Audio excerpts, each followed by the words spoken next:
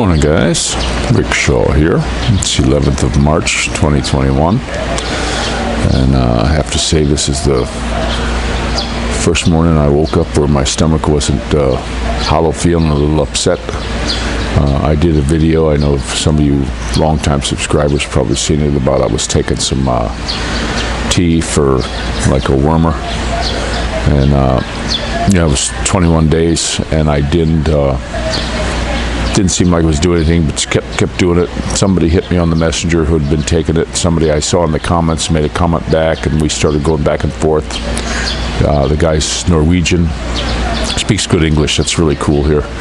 And we started going back and forth, and he said he took it, and it took the full 21 days before he noticed anything. And he said the last couple days he was coughing up gook, and that happened to me yesterday. I was coughing up gook, and I'm not kidding you. Today I feel much better.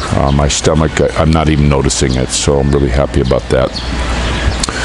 But I wanted to talk about some things that I've noticed. This is just in my area. It could be different in yours, but I'm going to tell you what goes on around here with the markets and the food. A lot of good comments about the food and stuff, and reading labels, everything. So I want to continue on with that. Our local market is set up down in the basement. They have like a pork section, and that runs a whole line. And then across there's chicken, and then of course there's a beef one, and then up on the other end they sell fish, live fish just laying there, all kinds of stuff, not really on ice or anything. So, but I want to tell you something I saw when I was in the market. One day we were there, and down on the end there's a guy who sells pork, and they got this big. It's a cutout piece of a tree. We bought one here. It was in one of my videos for like a cutting board, and they got their big meat cleavers. I actually got a really good meat cleaver here just recently at S&R, not the crappy one like we had. This is a nice heavy one. It's like an industrial type one you're going to use every day. Well, there's some Filipinos that they don't have a lot of money, and they're coming to do their shopping, and their husband works construction. They make 300-400 pesos a day, so they'll give the money to the wife, and she'll run up to the store, and they may not have enough money to get a whole cabbage. They're just buying for that. There are a lot of folks here hand to mouth, guys. It's the truth, and they'll buy like half a cabbage.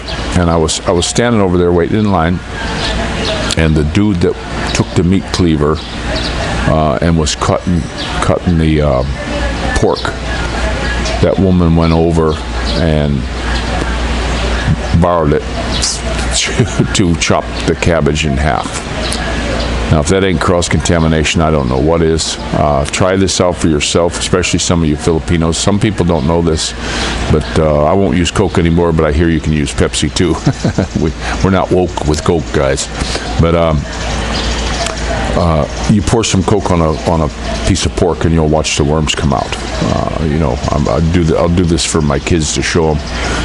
Here in this house, we want to get off completely of eating pork. But one thing nice about Filipinos, when they do cook, they usually cook the living heck out of everything.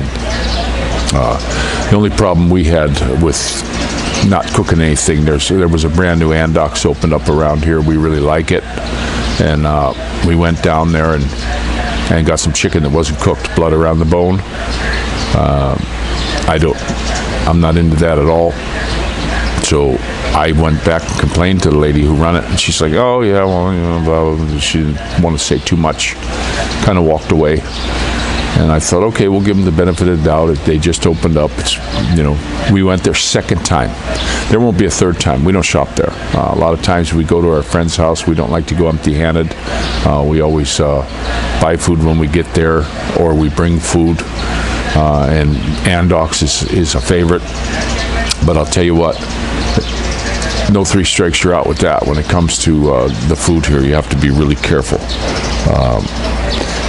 I still wonder about pork. I remember looking in the Bible where Peter, and he sees coming down on a veil all the animals, and it says kill and eat, and for me, the jury's out on that one, because I'm not 100% sure whether the good Lord meant to tell him to kill and eat all the animals now, like the shellfish, all the things that were said not to eat in biblical times, or if he meant all the peoples of the world. And, you know, I'm still not 100% sure on that. Anybody, Bible scholars or people who've read a lot more than I am, if you want to weigh in on that one, that would be kind of interesting, because I'm not sure about that. But another thing that in our area, when we go to our local grocery store, they have a belt, and this was brought up by Tim when he was here, because we did some shopping. He cooked us a really good caldereta, and it was fantastic. The dude can cook. So, but they have these red tubs, like when you got meat. They don't have the belts that bring the stuff forward. S&R does, but not our local store. It's just a counter, and you push your items up to the girl who's checking you out. They do have the little blinky thing, that where the girl will go through and it'll go through until something doesn't go through, and then you wait 5 minutes for somebody to check the price, which sucks. I remember when I was young, even my one sister-in-law was a cash girl. Those girls knew all the prices. If a price wasn't on something, they knew what it was anyway. They could run that keyboard. People actually knew how to do math back in those days. They could add things up, but it's a little bit different here. But they have these little red tubs you put your meat in, and these little super lightweight plastic bags you can't put your stuff in the freezer here either. It'll get freezer burned with these plastic bags. We got Ziplocs. My buddy Tom from the States sent these things to me, good heavy ones, so you got freezer stuff. But a lot of people will put these lightweight bags in the freezer, and it gets freezer burned. They get holes popped in them, they leak. Right at the store, they're leaking. If a bone catches them, it pops a hole, or they'll rip clean out, you know. And they'll put all this meat and pork and all this stuff in these red bins, and there's no provision anywhere for those people to clean them out. They don't even got paper towels like to wipe them out, or a garbage can there. So there's a good chance for some cross-contamination on stuff. You know, I put my stuff in those things too, but now you're getting all this blood all over your fingers, dries, you're getting in your car, you're putting it all over your steering wheel, you know, you're touching your face. So, you know, be careful of that one. Having that alcohol sprayers around the store sometimes not a bad idea, but you gotta really watch for that. We did see, I wanted to thank my buddy Scott on YouTube here. He told me about, you know, we couldn't find ghee, and he said you could make it, sent me a link to a video. I started watching videos. It looks pretty easy to make. I'm going to head out and buy it. It said it's easier to make it if you do it in a white pan, so you get the nice browning. I'm going to get a white pan just for the ghee. I got to get some unsalted butter yet, and I don't have a pencil burner. These burners on this stove, this is like a get out and cook it stove. I have on my new stove, we bought what they call a pencil burner. I also like to have an electric. I don't know how this electrical is. Some of them have a pot on them, potentiometer, where you can turn it up so it only lets so much electric in, so you can really adjust the temperature on an electric burner. I had one on a Hardwick stove that I had in the States that a dude put it in. He installed it when I bought this stove used. I needed a small one at the time, and it was like a 3-burner one, not a 4. It was a real narrow Hardwick for them old houses that I ran it in, and that one worked good. But some of them, what they do is they come on full blast and then shut off, on and off. It's just a on-off switch, not a potentiometer. So I'll find out about that after I get it, and if not, I'll change it out. I'll change it out to a pot. So those are some of the things I came up with that you should look out for in the Philippines here. A lot of these markets, you know, Filipinos, when it comes to this stuff, they've grown up with it. Their bodies are used to it. I always tease my wife. She could go drink out of the storm sewer and she would be okay, where me, I get close to one and it can get sick. And I had one guy, Hector, on there. He was dishing me about talking about the mosquitoes and all this stuff. Well, hey, some of you guys, you want to get butt hurt about, Filipinos get butt hurt about what I'm talking about. It's not for you. You guys are usually fine. You get amoebiasis when you're babies and you're covered, and it's all good. This is mostly for expats wanting to come here, so that your eyes are wide open when you get here. What can happen? I'm not saying it's going to happen. I had one guy get on there say, "I've been there 12 years. You must have lived in an office in an air conditioner." Blah blah blah blah blah. Well, you know something, buddy? I hope you don't get an amoeba. He's saying that they drink the water. I had somebody comment that they've been drinking the tap water where they live for a long time. Well, you know something? And they boil it. Well, that's not all that's in this water. It's there's heavy metals. There's all kinds of stuff in the water. It's not just bacteria that you got to look out for. You start drinking this water, you get kidney stones. They run the water through galvanized metal pipe. Where we used to live, the water was getting to where it wouldn't trickle through. Very bad. The pressure was no good. It was all gravity fed. Well, they pulled up the pipes because some lady didn't pay, and they're gonna like cut it out, and they're gonna shut her off. Well, guess what? That pipe was galvanized, and when you looked inside, it was just covered in gook on there, all corroded and everything. And this is what you're drinking, guys. And you may have in your area modern, or they put plastic pipe in or something, but do you know the whole water system? Do you know it? This place here, they got a big water tank, and they would clean once a month, and we would get just it looked like diarrhea coming out of the faucet.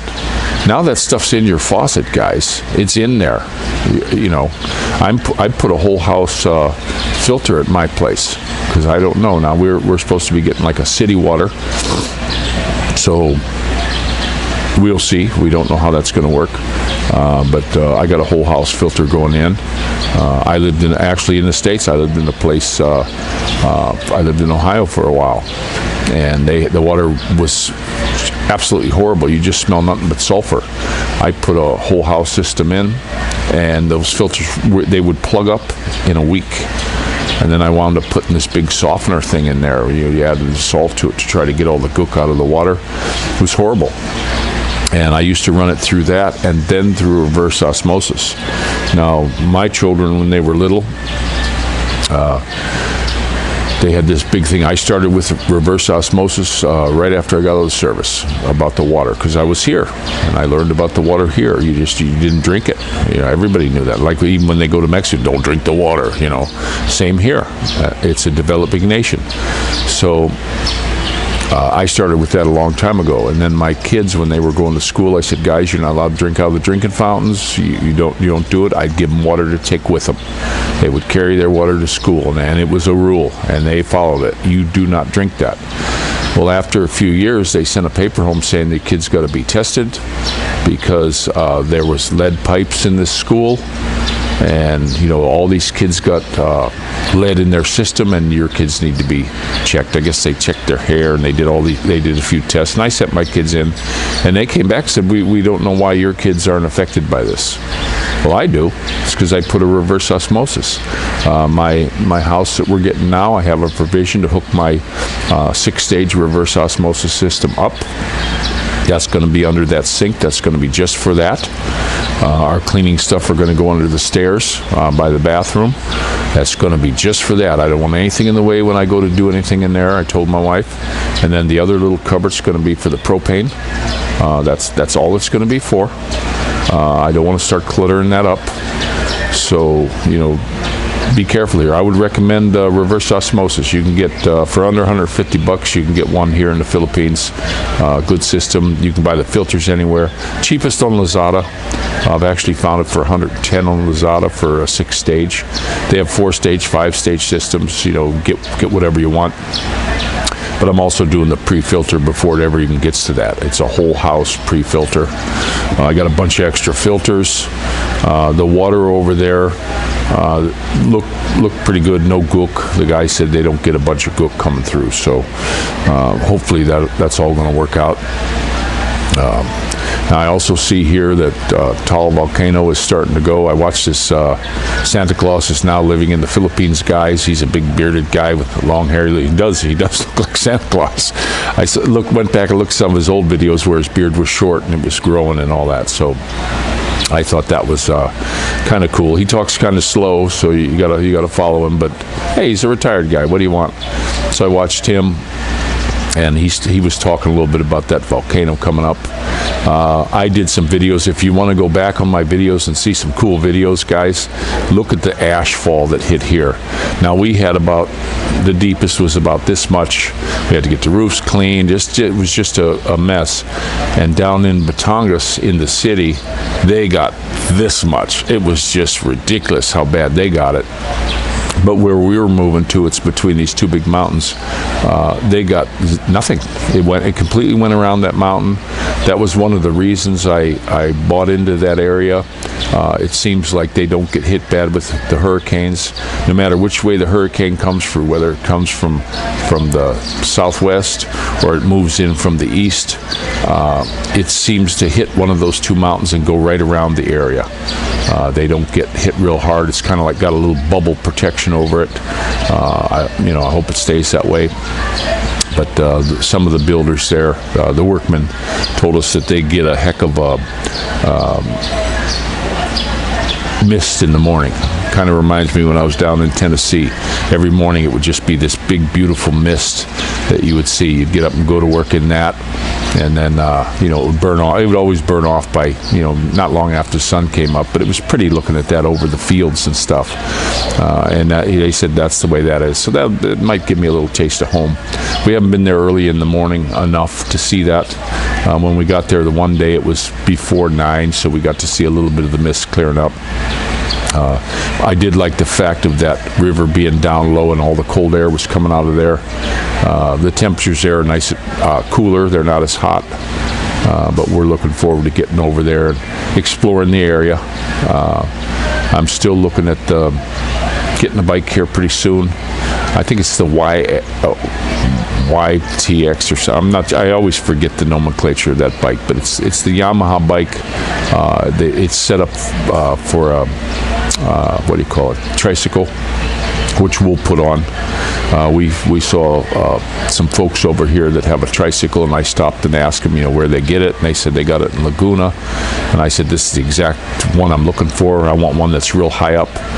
When we were in Mindoro, we had to go through this crazy road to our uncle's place, and mine was scraping a little bit down on the bottom. We were in the ruts so bad. You couldn't get up on top of these ruts. You just slipped right back into them. But the only thing that would have got back there was a tricycle. And they actually had, from the rice farm way in the back roads, they had tricycles lining up.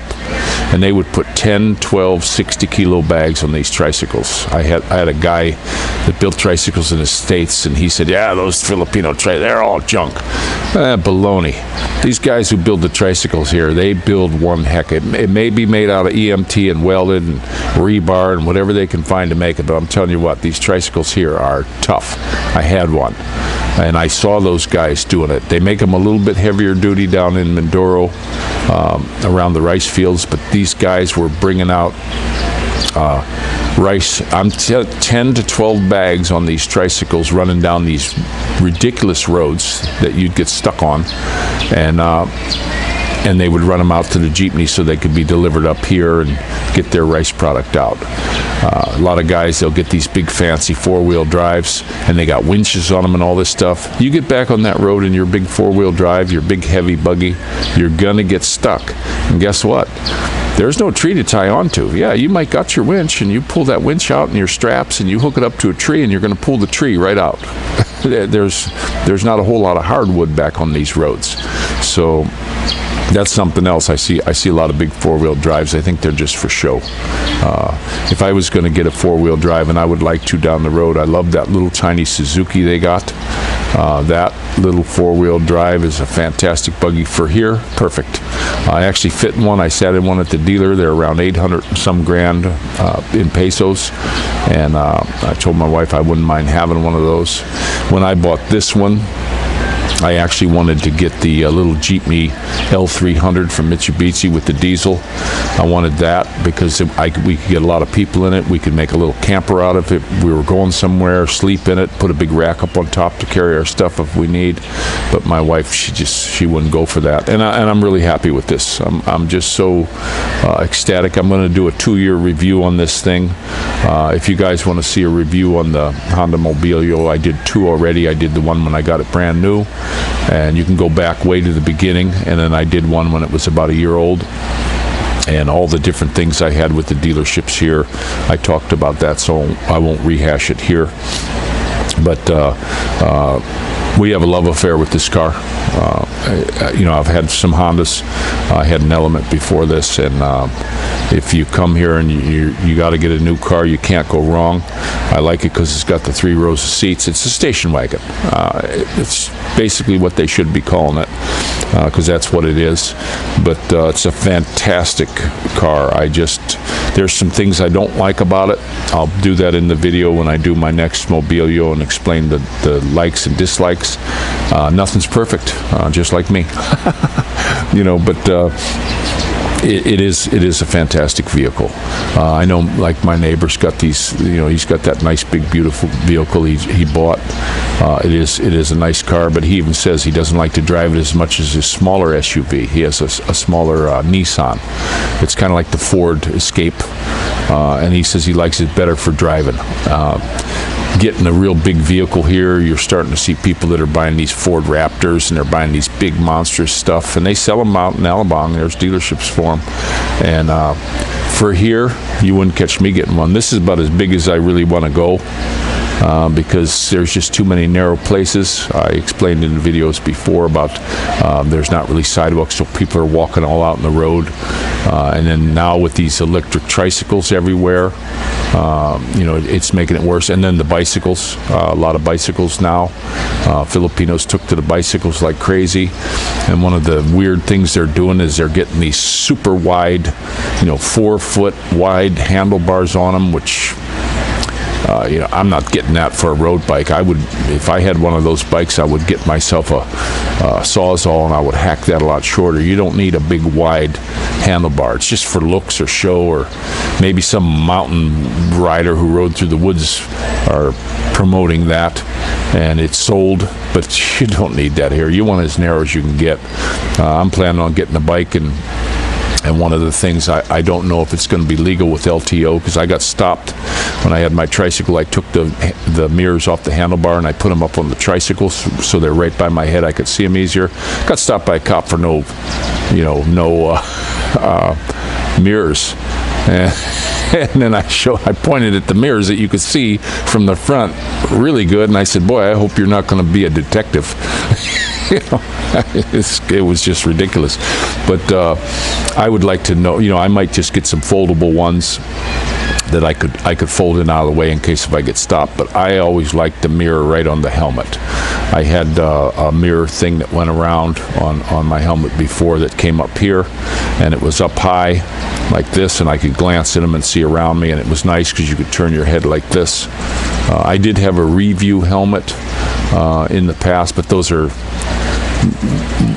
they're not there yet. Maybe they're getting better now, but I had one back in 2010, I think, and it's just not there. It's unique. It was cute and blah blah blah, but they're not there yet on the Review. So I had the thing. I bought 2 helmets here. I got an HC, whatever that is. I can't remember. Those seem to fit my head okay. And then I got that nice Shoei. I didn't get the full face, but I got the bubble front on it. And that's a nice helmet. And I'm looking for the mirrors here. I might have to get them shipped from the U.S. or somebody bring them. Maybe get my brother to send them to me, or send them out to my sisters, put them in a Billy Bryan box or something like that.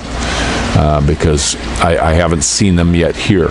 But the ones I had were just they stuck on there, and the glues they're using now, I was on my Harley I got a spurt of 150, and I took this trip one time from LA out to Flagstaff and up to Las Vegas and back down to home on a weekend, and I was hitting speeds of 130 at cruising on my Dyna with the supercharger. and then I was hitting spurts of 150, and those things they didn't even look like they were peeling loose, because I checked them after the first time when I was getting gas. They weren't even peeling loose. So they're really coming along with the 3M glue that they put on. I have both helmets have the sticky things on there. I made sure I got the 3M sticky things for my camera, but I am going to put a safety cable on it. Just go down to the thing and get some Crosby clamps and the real super light cable wire, and I'll put that on there. I want the wire because the chain will rattle on the helmet where the cable's a little bit stiffer, and that way it won't fall off. And I'm planning on getting another one of these Sony cams, just so I have a spare. That's what I've been using for this. I'm using it right now. I can't really show it to you. Maybe you can see it in the mirror of my glasses. Oh well, it's looking the other way, but pretty cool. So far it's a good camera. I should do a review of that in my kit. I did have somebody ask me, what's all your camera stuff you use, and blah blah blah. So I'll probably do one of those next. I got my bag of camera stuff there. I'll show you all my cool stuff I got in there. But gonna get another one of these Sonys. It's FDR 3000. I forget the last nomenclature, but I got the one with the little wristwatch thing so you can watch. The one thing I don't like about that, I don't know if it's in the settings or what, but I'll put that wristwatch thing on. I was thinking of having it on the motorcycle. I got a nice little thing that'll hold it, on the handlebars so that I can see what the camera's seeing, but it runs for a while and then it shuts itself off, like it's on battery save or something. I don't know. I'll have to get into the instructions. I haven't used it that much. I just kind of hold this thing in my hand with a little wand. I do have a tripod for it, and I did finally get the mic. Ever since I started using my little mic here that I clipped to my beard, it seems to, nobody's complaining about the audio. The thing inside the camera here, it's not that good. The microphone. This one works good. It was real cheap. I got it for like 100 and some pesos, 138 pesos, I think. After I got it and it worked so good, I went ahead and bought 3 or 4 more in case if a cable goes bad. Redundancy. I like to have backups on everything in case something happens to the camera. I want another one. I know a lot of folks use their phone. Tropical Tim uses his phone. Seems to work pretty good. But I like having a separate camera from my phone. I don't like to take my phone everywhere. I know we're being tracked with them. I know when I move, I did a video about the Samsung phones. They'll never get another dime from me. This one's got nothing but trouble. It's been a nasty headache since right after I got it. The only good Samsung I had that worked flawlessly, it worked absolutely flawlessly, and it was my first Samsung, and I broke it, and we took it up to Faye's buddy. He's over there past towards New Valley. That's where he is, and we drove all the way over there, and he fixed it for a pretty good price. He asked me, do you want the Samsung screen or do you want this? I just put the cheap one on. It's going to be a backup phone. I'll get another one. And he got in there and he was looking at it, hooked up. He says, buddy, this ain't a Samsung, it's a knockoff. This is a Chinese phone. It's not a Samsung.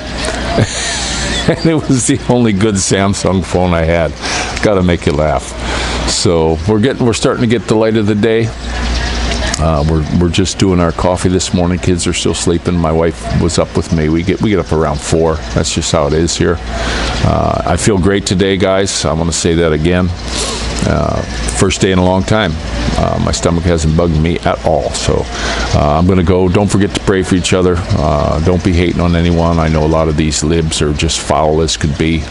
I have deleted quite a few comments on foul stuff. If you want to say a comment that you don't like me or something like that, and it's I don't take them out. But when there's dropping F-bombs and all that, my daughter answers these. She answers a lot of these for me. When a lot of them where you see thank you, she's doing it. She's learning how to read, and we're using this as like a tool. And I just don't want her seeing it. She's seen it already. She knows what it is. And when she gets the phone, she'll say, Daddy, there's the FUCK one on there again. Delete it, honey. And I block the user. I was never one to do that before, but I'm just doing it. I don't need that stuff here. And then we get this www.jigglybooby.com. People start just putting those in there. It's nothing but a link. I get rid of those immediately also. My phone beeps.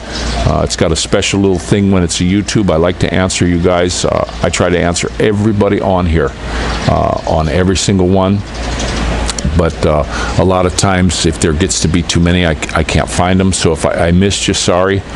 And there's a lot of them that'll come on there and say comments been removed right off the bat. I know the Lone Stranger, he gets on here and he says he doesn't remove them, and they're being removed. So it must be YouTube doing it.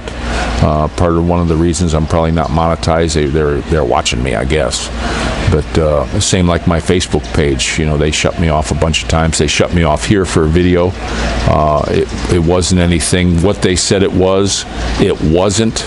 I went back and watched the video. Even though they removed it, I still had it saved.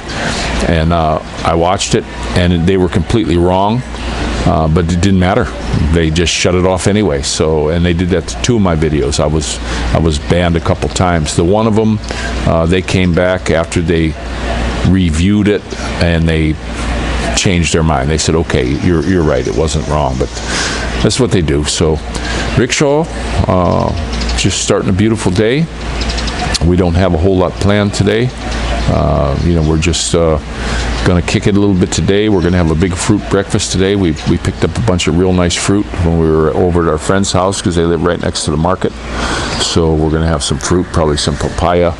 I love papaya, and I also heard about papaya that's if you eat the seeds, if you're wormy, you can just chew the seeds up. I've done that, and it's not the greatest to taste in the world, but it's not the worst either. I mean, it's doable. I know some people here say they can't eat the balut, but I eat the heck out of them. So you can see what I can eat. All right, guys, don't be hating on anyone. It's hurting you more than them. I'm telling you, it'll affect your whole outlook on life. It'll affect your health. It's not what the good Lord wants us to do. He wants you to if you've got a problem with somebody, to shed that burden that you have. Be nice to people. If you come here as an expat, you'll see that in general, what I've found, Filipinos are some of the most pleasant people you're ever going to run into. And the more I meet, the more I'm finding that out. There's bad apples in every barrel, but there are a lot fewer than some places I've been. So this is Rickshaw out.